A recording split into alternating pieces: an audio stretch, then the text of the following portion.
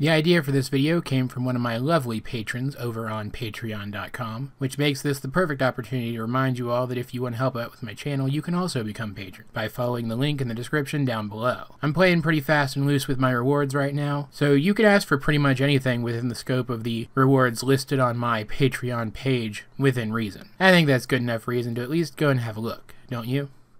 Steven Universe and all associated images are property of Cartoon Network, Rebecca Sugar, and any and all other respective owners. I don't know them all. All footage in this video has been used for the purpose of critique parody under fair use. Please support the official release. By far, one of the most interesting gem abilities that we've seen in the show so far is Rose's healing ability. Now, Steven's healing ability. It's really interesting for a few reasons. First of all, it seems like Rose is the only gem of her kind who ever knew how to use this ability, even though conceivably they would all have it. This relates back to my theory that gems have a long history pre-existing the Reign of the Diamonds, and that this is probably an ability that rose quartz gems used then, that under the Reign of the Diamonds became less important, and therefore they eventually forgot how to use it. It's interesting in the way that it's used, the power taking the form of tears for Rose, and either tears or spit for Steven. But most importantly, it's interesting because we don't know how it works. It hasn't been explained yet what exactly this ability does. We know what the emotional trigger is. The gem using the ability must care for the gem or human that they're using it on. But we don't know how it actually heals the subject. And so that's what this theory is going to be about. First, before going any further with this theory, I want to point out that this is not so much a healing ability as it is a repair ability. The distinction may seem small, but keep in mind that there's actually a pretty radical difference. Healing evokes the body's natural ability to repair itself. When surgeons stitch up an incision, for example, they aren't repairing that incision, they aren't closing it up permanently, they're giving the patient's body a chance to make the permanent repairs in their place. They're giving the patient a chance to heal. It is conceivable that we might be able to help people to heal faster by in some way stimulating the human healing process. And since Steven's ability does work on humans as well as gems, it makes sense that this is what his ability is doing, but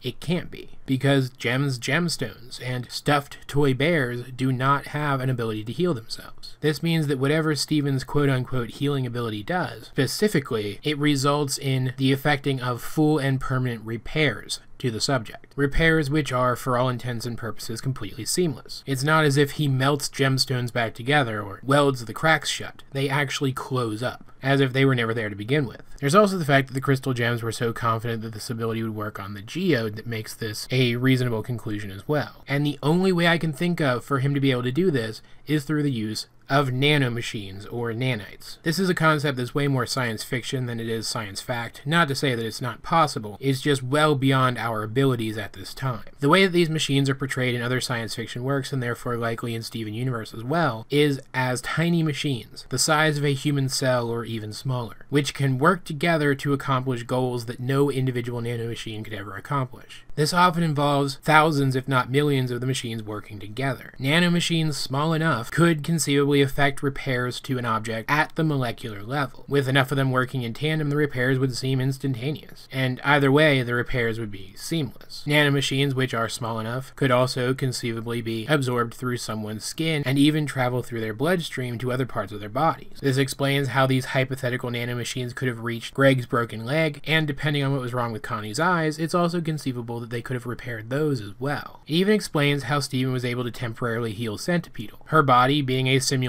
of an organic thing, was porous in some way like an organic thing. The nanites were able to spread throughout her body and make changes to it, repairing the damage that corruption was continuously causing to it in real time until finally that damage became too much for them to deal with. Incidentally, this is likely similar to what happened to Lars as well, with these nanites spreading throughout his entire body and making enough changes that he was able to survive his injuries and then repairing those injuries. And before you say that this is super far-fetched, keep in mind that we've seen something like this before. The liquid medium contained within Peridot's flask robinoids was able to fully repair the broken galaxy warp. I think that that liquid medium was acting as a delivery system for physical nanites stored within the flask robinoids. Nanites which might have been created in part to try to recapture the advantage that Rose's repairability presented, but for Homeworld's side instead. So there you have it. Steven's healing ability is likely the deployment of incredibly small nanites. Nanites which are delivered by a liquid medium, either tears or saliva. But that presents another question. Where do those nanites come from? And I think the simplest answer to that is that they come from the same place that a gem's body does. That they're projections from the gem's gemstone. I did, in my video trying to explain how it was that Stephen was able to breathe in space, touch on the idea that gems might have, along with their seemingly infinite power source, the ability to convert energy into matter. So it's not outside of the realm of possibility that each time either Stephen or Rose use this ability, that they manufacture nanites from energy in their gem. But I think a much simpler answer is that they simply projected simulated nanites into the liquid medium before delivering it to the subject. The nanites would then act just like real nanites, repair whatever damage they could find at the target location, and then clean up after themselves by simply ceasing to exist. It's the cleanest answer and therefore makes the most sense to me. But I'm not really sure. The second part of this theory is the part that I'm less sure about. So if you guys have any idea where the nanites might come from, let me know in the comment section down below. Either way, this has been AJ22, and I will talk to you guys